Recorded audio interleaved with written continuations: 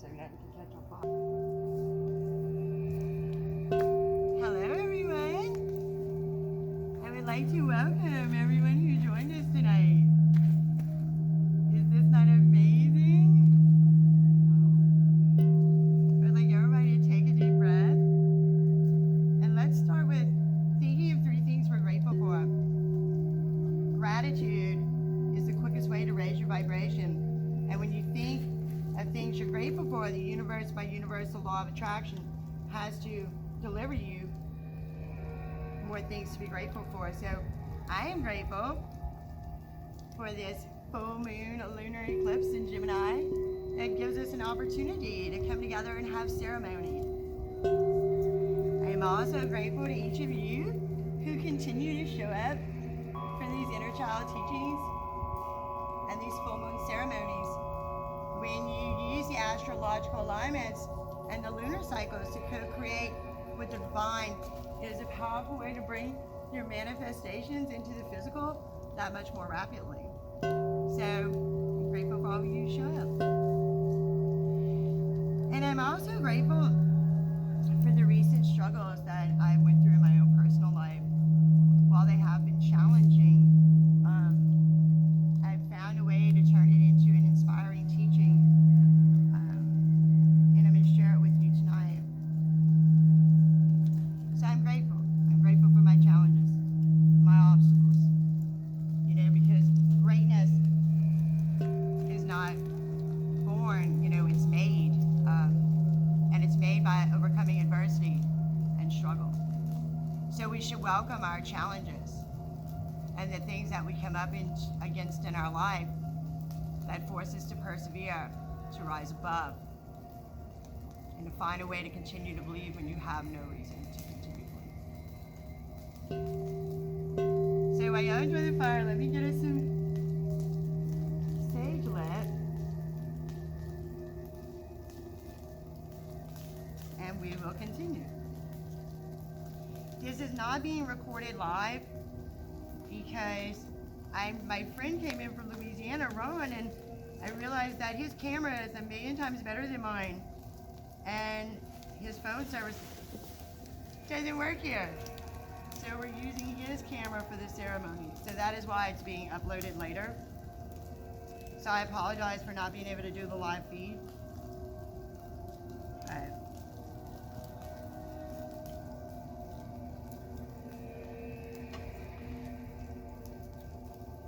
So recently, I think October 31st for the last full moon, I shared with y'all some of the battles and things I was trying to overcome in my own personal life with my inner child healing work. And I talked about how Spirit had really wanted me to step outside of my comfort zone and really challenging me to do the things I was most afraid of. And I did that because I pride myself on always doing what Spirit guides me to do. I love following the breadcrumbs of Spirit and co-create with them.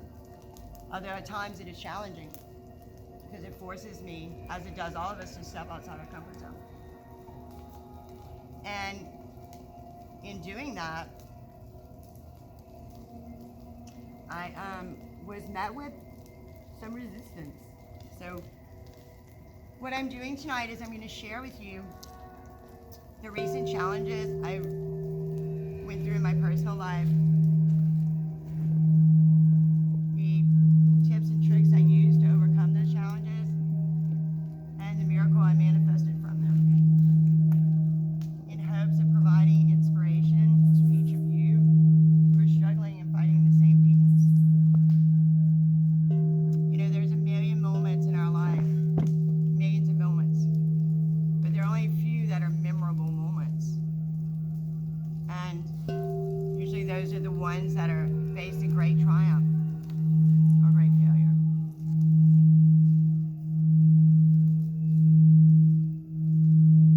So, you know, my messages are kind of controversial, right? And the last message I did for the new moon on the 15th, I was collaborating with some people and after that message, they really didn't want to collaborate with me anymore moving forward. And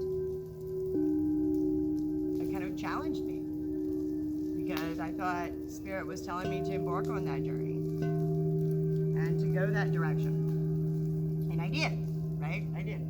And when I got to where I was going, the direction I thought Spirit wanted me to go, I was met with opposition. And basically, in so many words, was a situation arose and they didn't want to collaborate with me anymore or be associated with my message because it was so controversial and they didn't want it to be a reflection on them. So not only did I lose that professional partnership I was trying to build, but I also lost a friendship. The young lady who was going to be working with me, doing things, no longer calls me or answers my texts, never said anything, just like ditched me, like, you know. And when all this happened, I was like rocked. I was shook to my core. And I started questioning the meaning of life. I started wondering, what am I doing all this for? Like, what do I go through all this work and energy and time for? Is my life a joke? And what I'm doing every full moon and new moon, does it even really matter? Am I making a difference? Started questioning some really profound things. And I got real discouraged. I got really scared about what was getting ready to happen in the world. And it questioned me to start thinking about what really mattered to me. And maybe I was putting too much energy into my professional pursuits and not enough energy into my family and to the things that really, really mattered. So when this happened, number one, it made me want to give up. It made me really want to give up. And that saddened me because I love doing this. This is what I'm passionate about. So when what I thought was my worst fear came up, right, which was not being accepted and not being able to be a part of the group, because at that moment, that was my worst fear. And when I was faced with my worst fear, which I think we're all being faced with right now, we are all dealing with our shadows, and Spirit is challenging us and putting right in front of us our worst fear and making us face it and see what we're going to do with it. So I was faced with what I thought was my worst fear, which was not being accepted and having to fit in a certain box. You know, the box society makes for me in order for me to be accepted. And if I were to fit in that box and conform and do like everyone else, I wouldn't be being authentic to me, right? So when faced with that decision of either fit in and do what society expects of me or quit, right? And I didn't want to quit. So in that moment, when I was in that really low place and I was thinking of giving up, I realized that that wasn't my worst fear, not fitting in or being a part of the group. My worst fear was my life not having meaning. And what gives one's life meaning? And what I found out for me, which I think may be true for most of you, what gives life meaning is the meaning you assign to your life.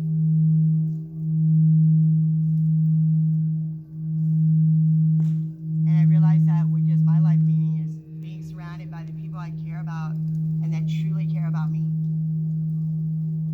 The people like my friend who's over here now that whenever I call them, they always have my back. Always. My family. And what I also realized was important to me was my purpose. When I thought about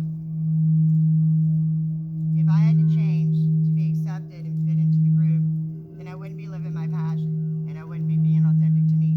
If I changed the message I was bringing in order to be accepted, then I wouldn't be authentic to myself. I wouldn't be living my passion. And then I realized that my worst fear was not being accepted. My worst fear was having a life with no meaning.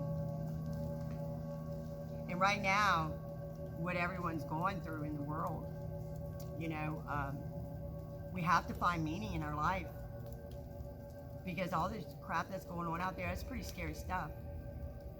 And I believe, for me, the way I'm going to get through it is living a life of passion. Doing something every day that adds meaning to my life. But not only meaning to my life, adds meaning to the lives of the people I'm around. That adds value to this world.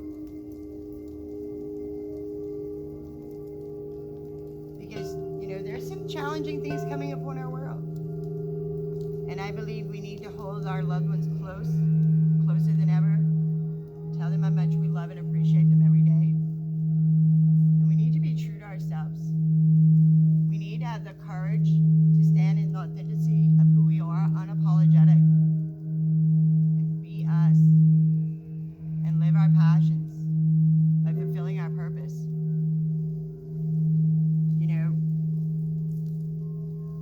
What happened though to me about, right after the 15th, after that moon ceremony, I was shook.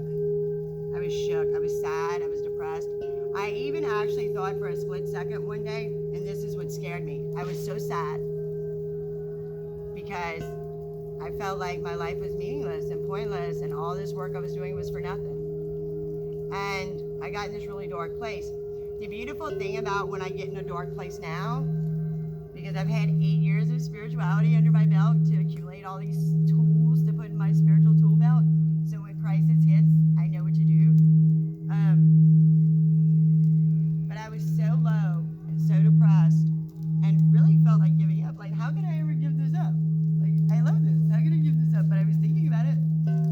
And I actually once thought very briefly, and y'all, I'm okay.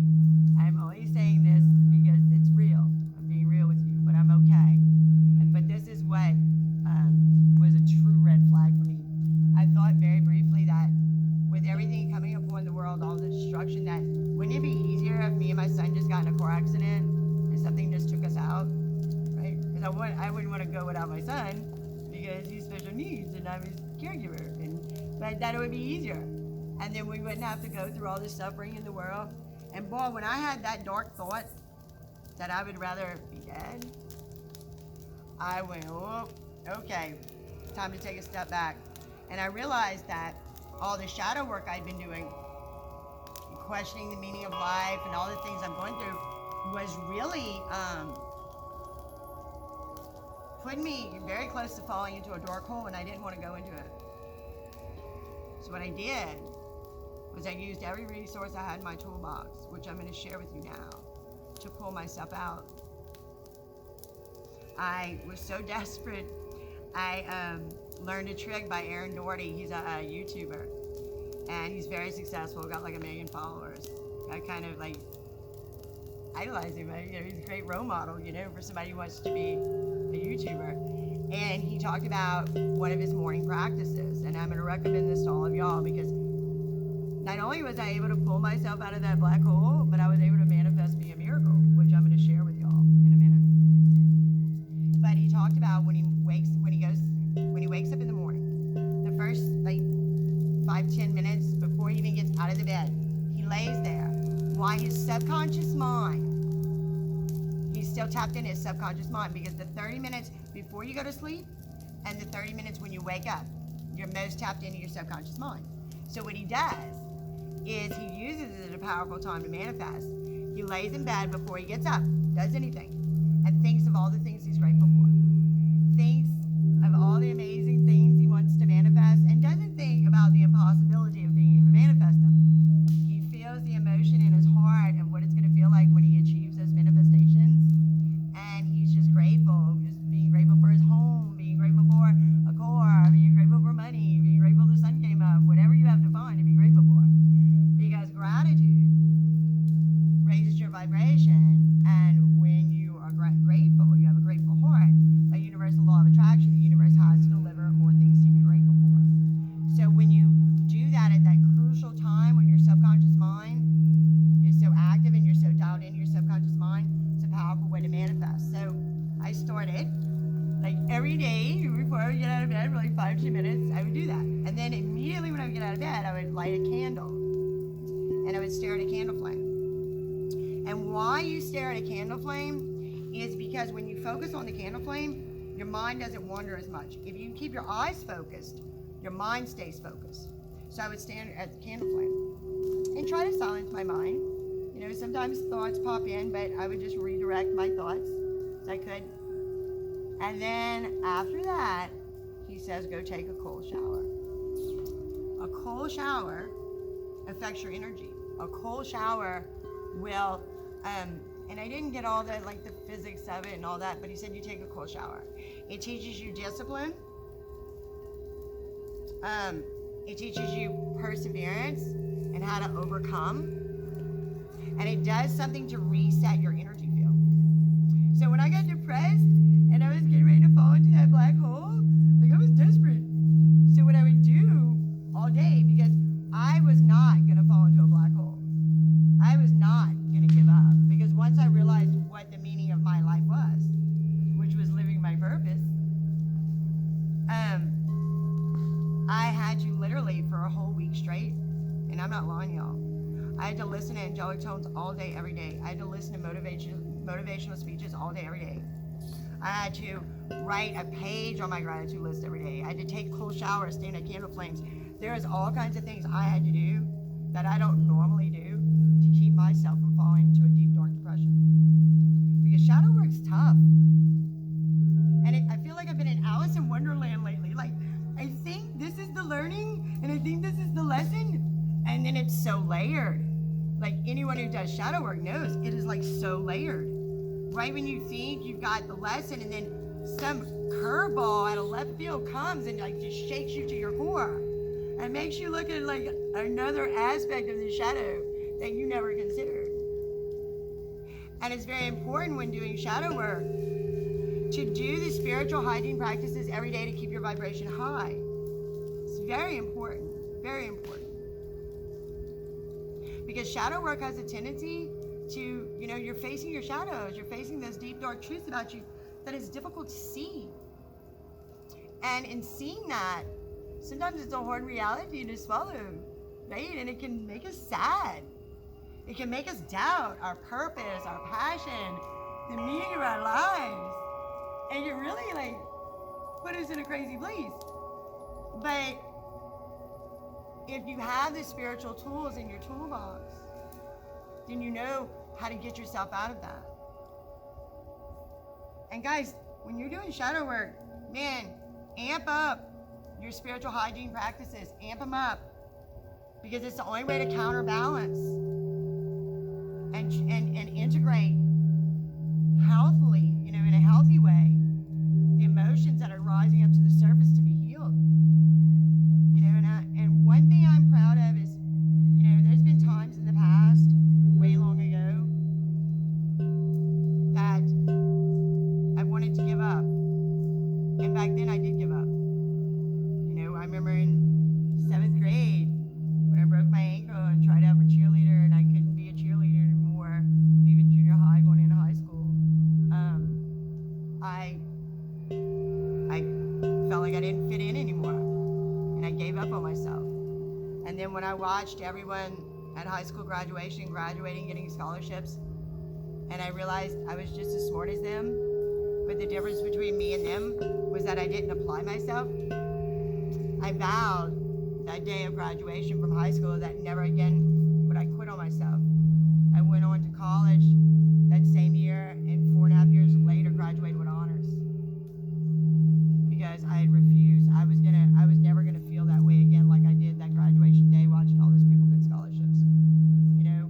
But back then, you know, when I made that decision in 7th grade to quit on myself until 12th grade, it's because I didn't have any tools in my spiritual toolbox to pull me out of the black hole. Make use of the tools you have now, because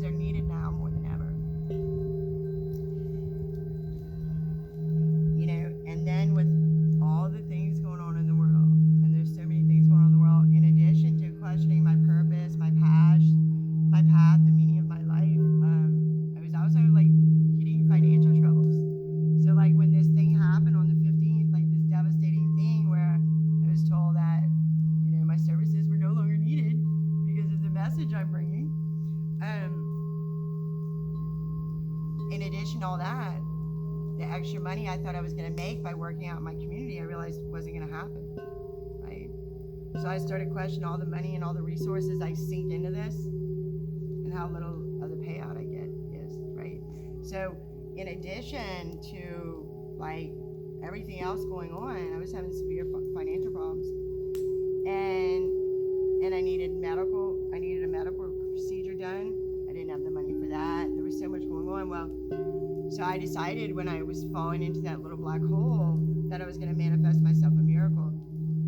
And it was so funny because after a week of doing Aaron Doherty's practices, not only was I able to pull myself out of the black hole, but I was able to align myself with the answer to my financial troubles. Like I was able to brainstorm to just call the mortgage company and get a forbearance because of COVID, and that would give me all the extra money I needed to get through Christmas and to get through my medical procedure and all that stuff. But when I was going into that black hole, I was not thinking of all the positive things that I could do to turn my situation around. When I was sinking into that black hole, I was looking at the fact that I was running short on money as a sign that this is the wrong way to go. And I just had this, just these horrible things going in my mind, I was not balanced. Shadow work can knock us out of balance. So what I'm here today to tell you, each of you, is that right now the most important thing I believe for all of us moving forward is to find something that gives your life meaning and effort towards it daily.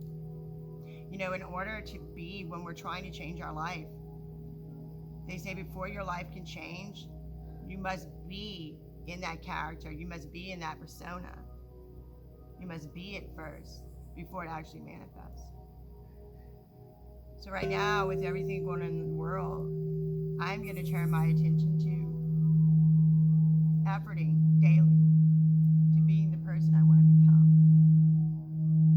Not letting the past define me, not letting other people's expectations of me define me, not needing their validation or their understanding. And effort every day towards living my passion. But find a goal. Find a goal that matters and that's going to make a difference for the greater good for the rest. Find a goal that adds meaning to the lives of others. And don't expect it to be easy. Sometimes you have to fail your way to greatness. So it's like this, right? When you're efforting towards a goal. Imagine if you want to cut a tree down, right? So every day, if you would just go hit the tree 5 times with the axe, every day, eventually that tree would fall. It's the same thing with our goals. No matter what our goal, no matter how high we're aiming, if we effort towards it daily, it's only a matter of time. We have to succeed eventually. But when you're aiming for greatness, you have to understand the path to greatness has many failures along its journey. The failures are what teach you the perseverance and give you the character. Because, greatness is not born, it's made. And it's made through efforting, it's made through perseverance, it's made through learning how to overcome challenge. It's learning how to be the best version of yourself despite the worst circumstances. And there's going to be people that aren't going to believe in you. There are going to be people that want to see you fail. There are going to be people that just don't like you. And you can't let that stop you. That is not about you. Don Miguel Ruiz wrote this book called The 4 Agreements. And there's such wonderful truths to live by. He said, these are the 4 things. Be impeccable with your word. Don't take anything personally. Don't make assumptions. And always do your best. And your best is going to vary from day to day. Be easy. Be gentle on yourself. But you must understand have to believe in you. Even if no one else believes in you, you have to believe in your own greatness. You have to. Because if you don't believe in you, who the heck else is going to? But what happens is we try for something, we recur some obstacles, we experience a little failure along the way, and we give up. We use like what I was doing as what happened to me as a sign that this is the wrong way and I don't need to be doing this and what's the point? And that's not true at all. This was just a challenge that came up. And come to find out, the learning in this for me was that when everything towards a goal, we have to be willing to tweak it. We have to be willing to change it. So I realized for my controversial mouthpiece, it's probably not best I'm sitting in a yoga studio delivering these messages. Because my stuff is controversial. Maybe I need to switch to being a motivational speaker. Maybe I need to, we have to be willing to alter and shift and change what we're efforting towards. But don't stop efforting. Like, don't give up because it didn't work this way. You have to be willing to do whatever it takes. Whatever it takes. And set high goals. Set really high goals. Like, aim for the stars. If you only get halfway, you're still better than the person that didn't effort at all. Right? But don't stop. Because one sure way to fail is to never try. People who never try always fail. They're guaranteed to fail. But at least if you try, there's some success. But even if you never achieve your goal, if it gives you a reason to wake up every day and gives your life passion and purpose and meaning, isn't that enough? It's not about accomplishing the manifestation. It's about the passion and the fury and the fire. It's the reason it makes you get up in the morning. That's the purpose of the goal.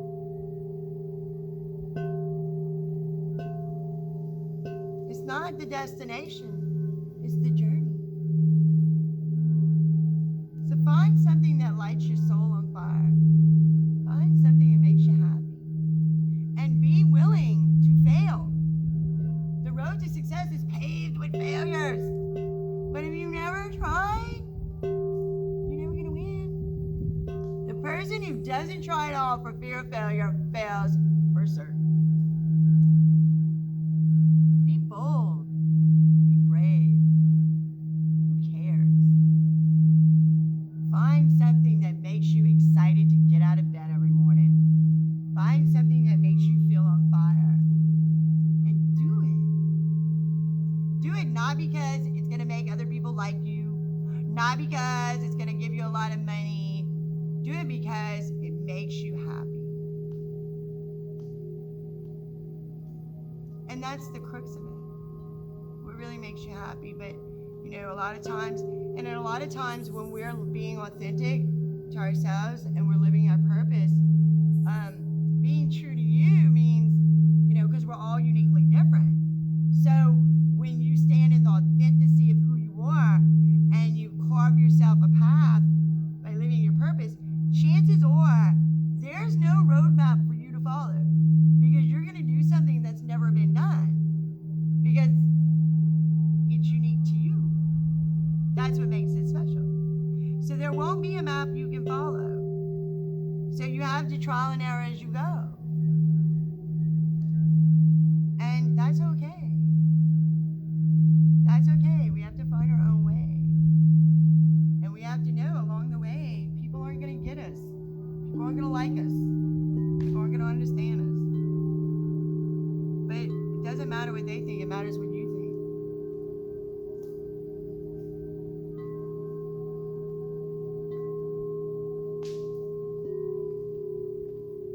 I'm going to share with y'all a quote. It's my favorite quote. When I didn't make cheerleading tryouts in 7th grade, going into high school from junior high, my mom's boss sent me this. It's a quote by Theodore Roosevelt. And while this quote was very inspiring and didn't inspire me enough to not give up on myself, because for like 7th grade to 12th grade, I had kind of given up on myself and kind of got involved in drugs and all that stuff.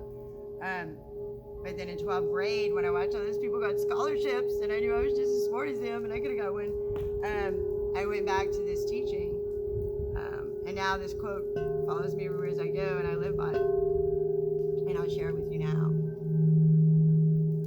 The credit in life does not go to the critic who stands on the sideline and points out where the strong stumble.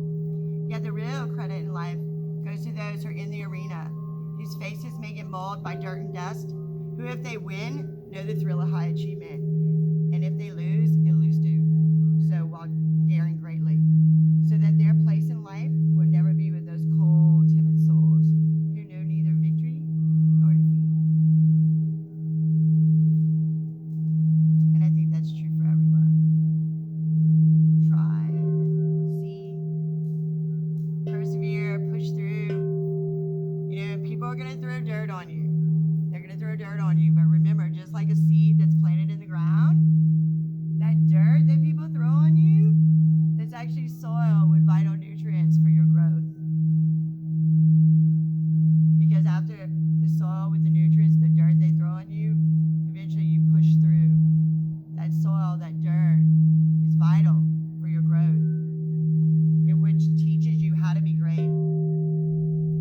People who are great overcame great challenges. Greatness is made, it's not born.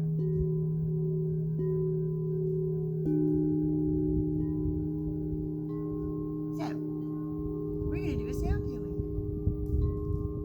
I'd like for everyone to take a deep breath. Breathe in, there's stress and worry. And exhale, faith and clarity and knowing.